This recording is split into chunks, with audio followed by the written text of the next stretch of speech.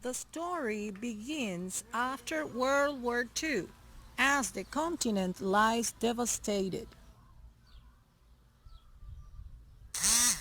Leaving the United States and the Soviet Union as the two major world powers, their growing rivalry marks the beginning of the Cold War.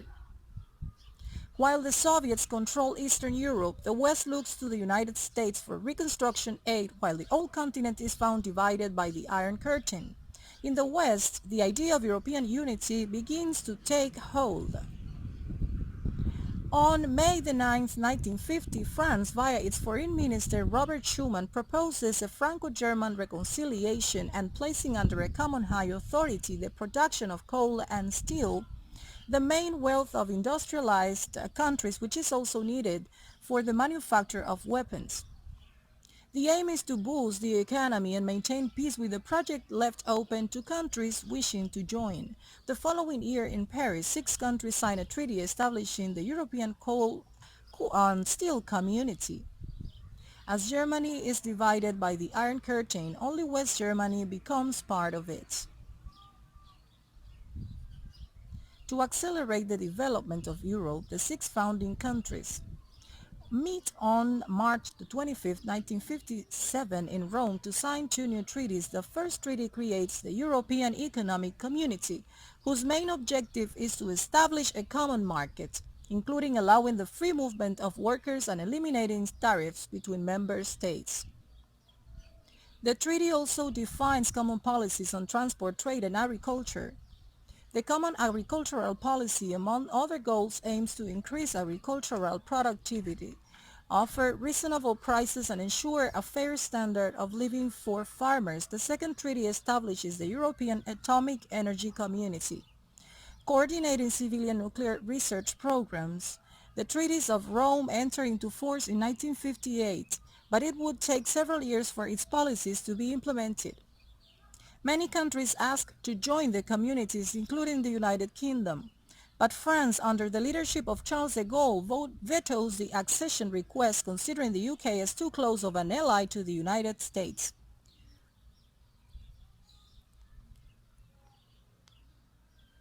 The institutions of the 3 communities are merged to enable more efficient functioning. There is now a single commission composed of commissioners chosen by the heads of state. Its role is to propose European laws in the common interest of its members. There is a council made of ministers of the member states and whose role is to approve, modify, or reject the proposals of the Commission. There is a parliament representing the people of Europe, which also gives its opinion on Commission. Its power would increase over forthcoming treaties. And finally, a court of justice that rules over the legality of decisions taken. In 1967, the United Kingdom renews its request for membership, which France opposes a second time, with the removal of tariffs for industrial and agricultural products and the free movement. The economic situation improves rapidly, prompting a new wave of membership applications. This time, negotiations go well. The population opposes the country's accession in a referendum. In 1973, Ireland, the United Kingdom, and Denmark joined the community. In Paris, the heads of state and government come to an agreement to create the European Council. European leaders would meet together, define the broad guidelines of the community. South of the continent, after the end of dictatorship in Portugal, Greece, and Spain, the 3 countries request membership of the community.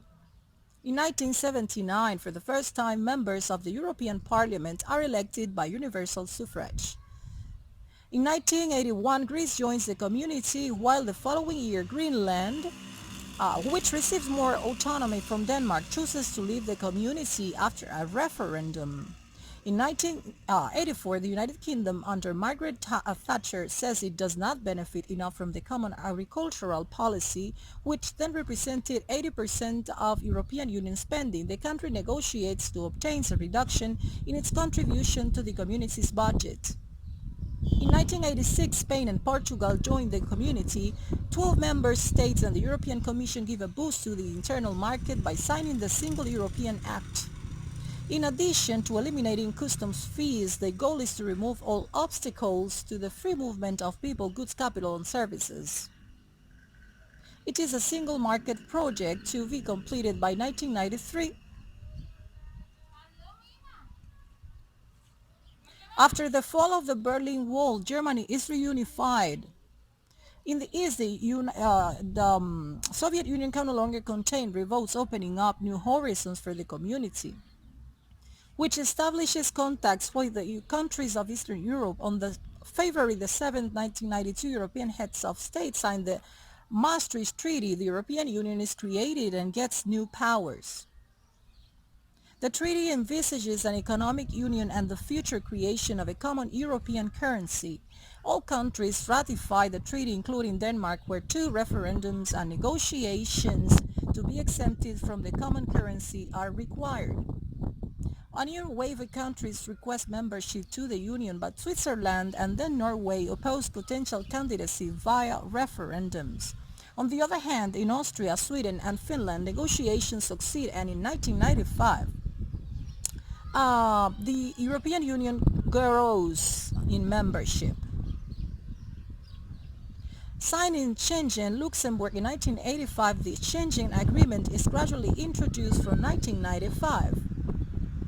Its objective is to abolish border controls and therefore have total freedom of movement within the European Union. The agreement is incorporated into the European Union through the Treaty of Amsterdam. In addition, the common currency project advances, which would be called the euro.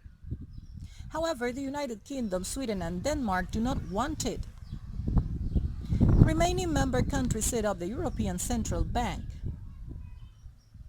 The euro is officially launched on the market in 1999, although the currency would be put into circulation only from January the 1st, 2002. As negotiations take place to enlarge the European Union, heads of state meeting nights to try to improve the structure of the Union, the outcome of the Treaty of Nice is considered mixed. Two referendums are needed in Ireland for it to come into force.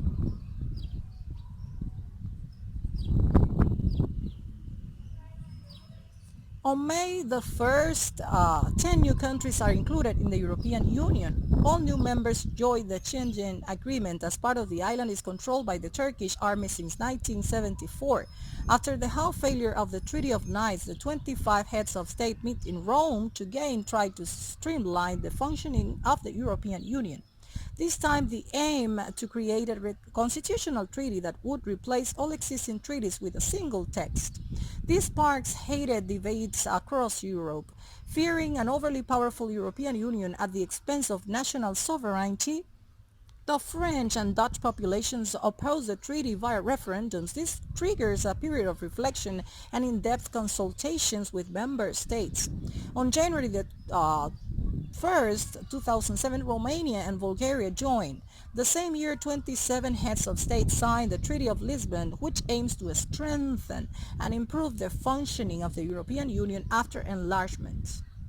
Notably, it is agreed that the European Union's role is to promote peace, support sustainable development, fight against social exclusion and discrimination, and safeguard cultural heritage.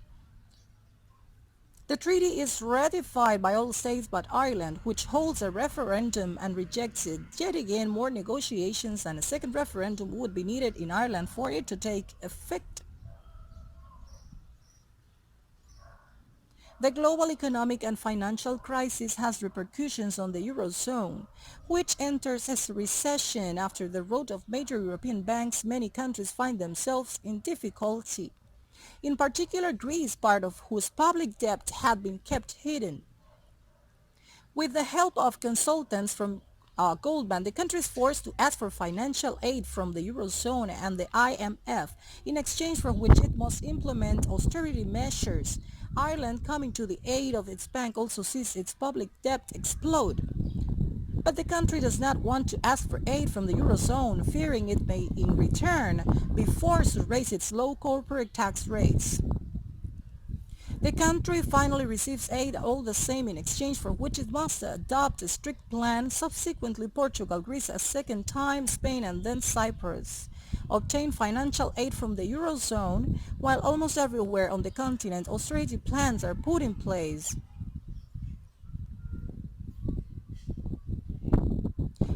In 2013, Croatia joins the European Union. At the borders of the continent, the so-called Arab Spring creates stability in many countries. The civil war in Syria, second civil war in Libya and in Iraq, and other events, such as war in Afghanistan and violence in the Horn of Africa, push many people to migrate to Europe. Despite the construction of walls at the Turkish border in 2015, over a million migrants enter the Schengen area. Europe tries to slow the flow of migrants. Security patrols are reinforced on the Mediterranean Sea, while certain countries temporarily reintroduce controls at their borders. In addition, the European Union signs agreements with Turkey and then with Libya, where the political situation is very unstable, so that they control and block the so-called illegal migration routes in exchange for financial aid. Migrants processing centers are funded mainly in Italy and Greece, where migrants might find themselves awaiting regularization in overcrowded conditions. The migration crisis divides European countries and fuels the rise of nationalist and Eurosceptic parties. In June 2016, the United Kingdom, through a referendum, votes in favor of leaving the European Union. The country then enters long and difficult negotiations with the European Union to define the conditions of their withdrawal. After numerous failures, an agreement for Brexit is finally reached, and the United Kingdom exits the European Union exits it on January. While the United Kingdom no longer has any decision making, it continues to contribute to the European budget and receive funding at least until the end of the year. But this deadline is meant to negotiate future agreements with the European Union, in particular concerning customs duties, free movements, the status of European living in the United Kingdom and vice versa, and the status of the border that separates Ireland from Northern Ireland. After the departure of the United Kingdom, and the European Union has 27 member states with a population of about 450 million. Negotiations are underway for the accession of new countries, mostly in the Balkans. Negotiations for Turkey's accession, which started in 2005, are stalled. 19 countries are members of the Eurozone, while 6 other countries have adopted without being a member of the Eurozone or the European Union. Finally, the Schengen area now comprises 26 members, including 4 non-member members of the European Union, with Cyprus, Croatia, Bulgaria, and Romania expected to integrate soon.